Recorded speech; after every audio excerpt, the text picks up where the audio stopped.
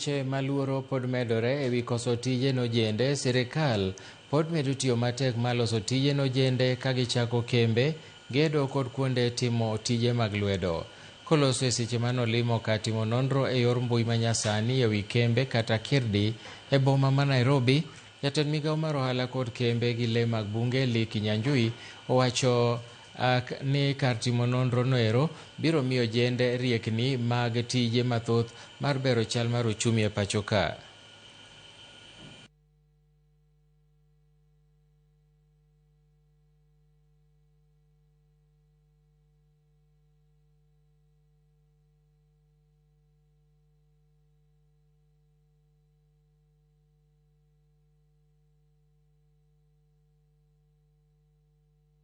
We are looking at how can Kenya be part of that conversation of providing the right manpower with the right skill to the rest of the world. And I think this is in alignment with the national goals around creating employment and also sustainable jobs for the future. So I think there's a whole curriculum review to make it fit for purpose.